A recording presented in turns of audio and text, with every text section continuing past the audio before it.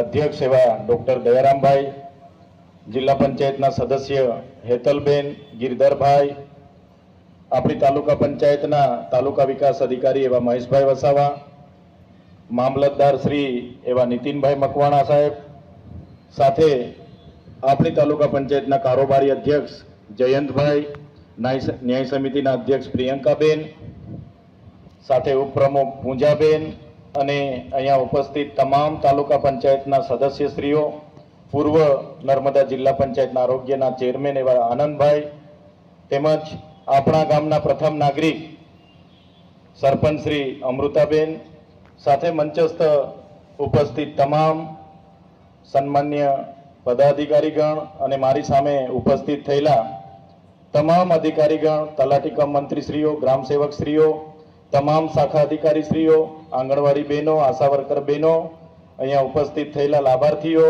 Police અધિકારીઓ, ફોરેસ્ટના અધિકારીઓ, બધા જ લોકોને આજના કાર્યક્રમમાં મારા નમન કરું છું, હું મારા વંદન કરું છું.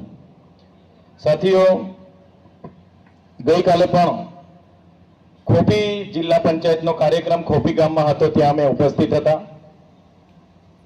અને ઘણા લાભાર્થીઓ પણ નાનું મોટું કામ લઈને ત્યાં હતા.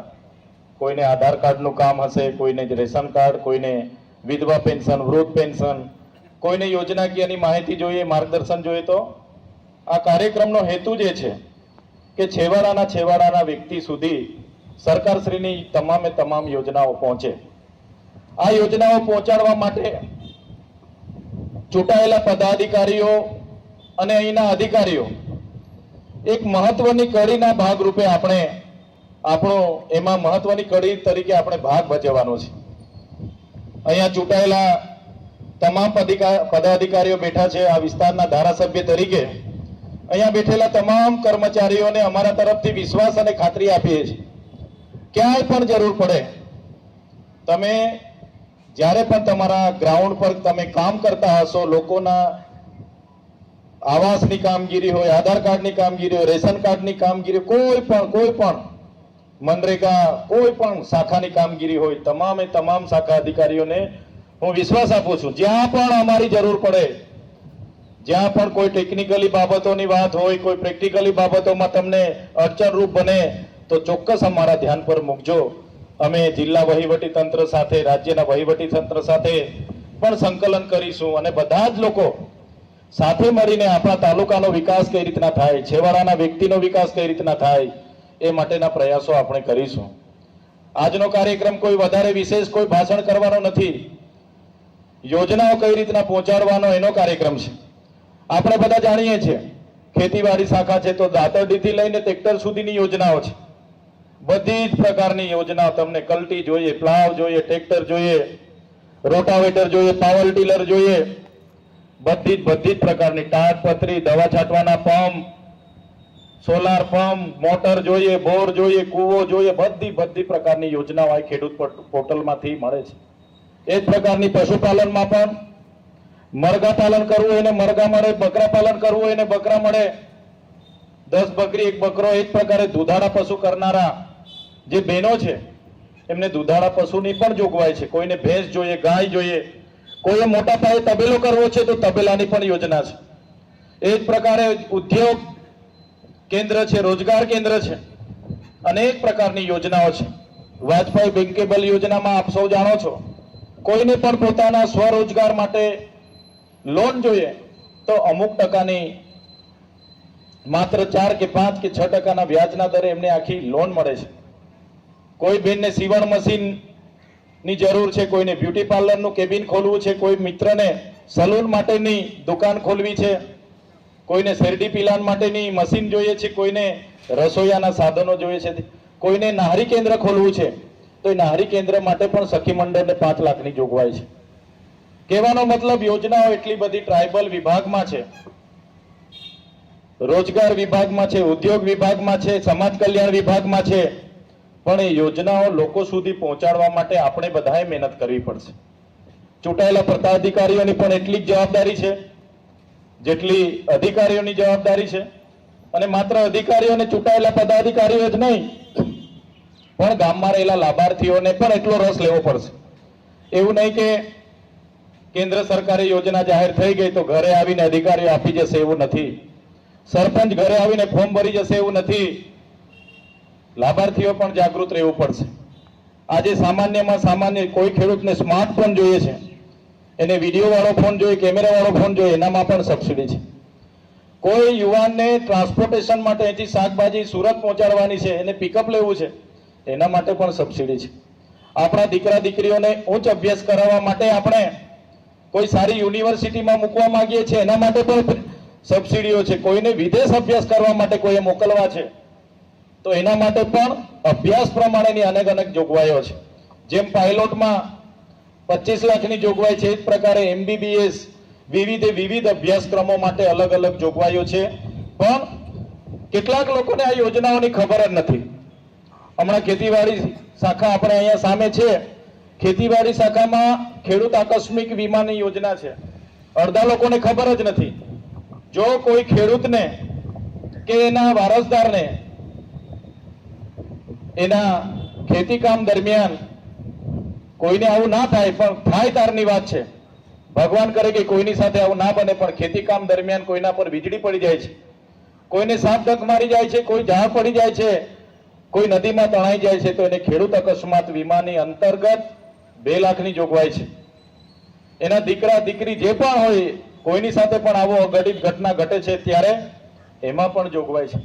પણ જ્યારે આપણા લોકોને ખબર નથી રહેતી અને ખબર પડે છે ત્યારે એ પોલીસ સ્ટેશનમાં જાણ નથી કરતા, FIR નથી કરાવતા, PM નથી કરાવતા અને આવા લાભોથી પણ વંચિત રહી જાય છે. એ જ પ્રકારના આપણા વિસ્તારમાં છેલ્લા 2-3 વર્ષમાં દીપડાઓના ઘણા હુમલાઓ થાય છે. ત્યારે કોઈ પણ વન્ય પ્રાણી કોઈ વ્યક્તિ પર હુમલો કરે છે અને કોઈ વ્યક્તિનું એમાં મૃત્યુ થાય તો 10 લાખ સુધીની જોગવાઈ છે. અતિ ગંભીર રીતે કોઈ ઘાયલ થાય તો 5 લાખની જોગવાઈ છે. એ જ પ્રકારે જે પ્રકારના ડોક્ટરના સર્ટી બને એ પ્રકારની જોગવાઈ છે. ઘણા લોકોને એમાં પણ ખબર નહોતી. એ જ પ્રકારે અનેક યોજનાઓ વન વિભાગના કોઈ બળદને, ગાયને, કોઈ ભેંસને આ પ્રકારના વન્ય પ્રાણીઓ હુમલો કરીને મારી નાખે છે તો એના માટે પણ વન વિભાગની જોગવાઈ છે. એ જ પ્રકારની GEBની પણ અનેક જોગવાઈઓ છે. તમામ યોજના પશુપાલન, બાગાયત, DRDA, સમાજ કલ્યાણ, રોજગાર, ઉદ્યોગ કેન્દ્ર, તમામ સમાજ કલ્યાણ બધી શાખાઓની યોજનાઓ કઈ રીતના આપણા તાલુકાના વધારે ને વધારે લોકોને મળે એ પ્રયાસો આપણે કરવા પડશે. બીજી એક મહત્વની યોજના આપણા લોકો કદાચ જાણતા હોય કે ના પણ જાણતા હોય, તાલુકામાં જે પણ લોકો જમીન વિહોણા છે, નિરાધાર છે, એમના માટે પણ તાલુકા પંચાયતમાં તાલુકા વિકાસ અધિકારીની અધ્યક્ષતામાં એક કમિટી બની છે અને કમિટી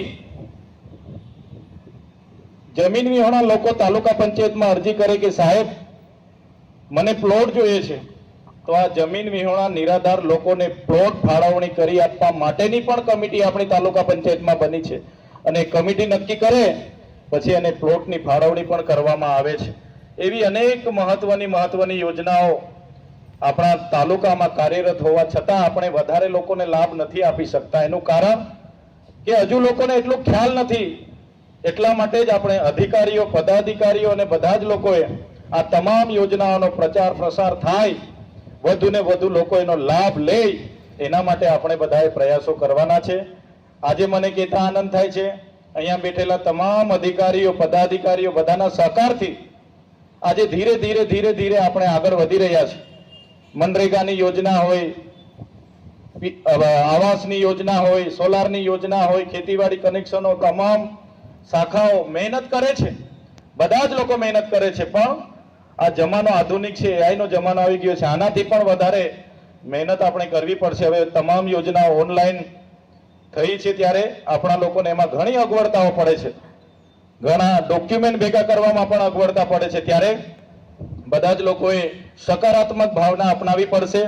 કોઈ પણ વ્યક્તિ દૂરથી આવે છે, અહીંયા બેઠેલા તમામ અધિકારીઓને મારે વિનંતી છે, પદાધિકારીઓને પણ વિનંતી છે, કોઈ પણ વ્યક્તિ, કોઈ પણ ખેડૂત, વિધવા, ગરીબ, તકતિયા કોઈ પણ અહીંયા આવે, દૂરથી આવે છે બિચારા ભાડું ખર્ચીને, મારે બધા જ અધિકારીઓને વિનંતી છે આવે એટલે એમને સારું માર્ગદર્શન આપજો.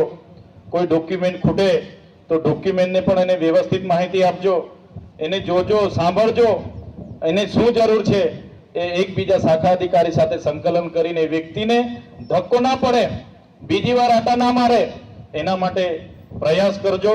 અમે પણ જ્યાં પણ તમને જરૂર પડશે, અમારી આખી ટીમ તમારી સાથે સકારાત્મકની ભાવના સાથે જ્યાં પણ તમને જરૂર પડશે અમે મદદ કરીશું. અમને જણાવજો. જે નીતિ વિષયક બાબતો છે અમારે સરકારમાં રજૂ કરવાની થતી હશે ત્યાં પણ અમને કહેજો કે ધારાસભ્ય સાહેબ આ બાબતોમાં અમને તકલીફ પડે છે. વચ્ચે મનરેગામાં ફેસ આઈડી ફેસ દ્વારા હાજરી પુરાતી હતી ત્યારે ઘણી જ પંચાયતોમાં અમુક 10% 20% લોકો રહી જતા હતા. ત્યારે પણ અમે ગુજરાત સરકારને ધ્યાન દોર્યું કે રોજગારી અમારા વિસ્તારના લોકોને જોઈએ છે, પણ જ્યારે ફેસ આઈડીથી એમના ફેસથી હાજરી પૂરવામાં તકલીફ પડે છે ત્યારે આવી અમુક નીતિ વિષયક જે બાબતો હોય સરકારને લાગતી વળગતી બાબતો હોય તેમાં પણ અમને ધ્યાન પર મૂકજો. અમે ગુજરાત સરકારને પણ ધ્યાન પર મૂકીશું. આપણા અંતિયાળના વિસ્તારમાં વધુ ને વધુ છેવાડાના લોકો સુધી તમામે પ્રકારની યોજનાઓ પહોંચાડવાનું કામ આપણું બધાનું છે. ત્યારે આજનો કાર્યક્રમ આજ હેતુ એનો હતો કે જે પણ યોજનાઓ બને છે છેવાડાના લોકો સુધી પહોંચે. અને મને પૂરી આશા અને અપેક્ષાઓ છે જે પ્રકારે તાલુકા વિકાસ અધિકારી શ્રી, મામલતદાર શ્રી અને એમની સાથેની તમામ શાખા અધિકારીઓ, આ વિસ્તારના તમામ કર્મચારીગણ, તલાટી મિત્રો, ગ્રામ સેવક મિત્રો, આંગણવાડી બહેનો, તમામ લોકો ઉપસ્થિત છે. ત્યારે આવનારા દિવસોમાં જે પણ આપણી સામે પડકારો છે, સિકલ સેલ એનેમિયા આપણા વિસ્તારમાં વધારે છે, કુપોષણ વધારે છે, એને પણ ધીરે ધીરે ધીરે આપણે નાબૂદ કરી શકીશું. અને બધા જ લોકો એક સાથે મળીને મહેનત કરીશું.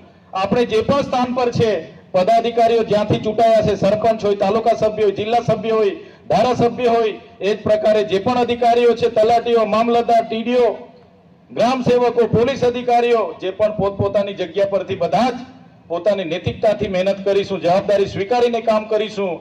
તો મને લાગે છે કે આવનારા દિવસોમાં શિક્ષણ ક્ષેત્રે પણ આપણે આગળ વધીશું, કૃષિ ક્ષેત્રે પણ આગળ વધીશું. આ વિસ્તારના યુવાનોને એક સારી દિશા આપવામાં પણ આપણે અગ્રેસર રહીશું. અને આપણા તાલુકાનું આગવું સ્થાન આવનારા ભવિષ્યમાં ગુજરાતમાં અને દેશમાં હશે એવી પૂરી વિશ્વાસ અને ખાતરી સાથે આજે આપણે આ કાર્યક્રમમાં આપ સૌએ અમને આમંત્રિત કર્યા, અમારું સ્વાગત કર્યું, સન્માન કર્યું અને આપ સૌ પણ આ કાર્યક્રમમાં ઉપસ્થિત થયા એ બદલ બધાનો હું આભાર માનીને વિનમું છું. બધાનો ખૂબ ખૂબ આભાર, ધન્યવાદ. જય આદિવાસી, જય જોહાર.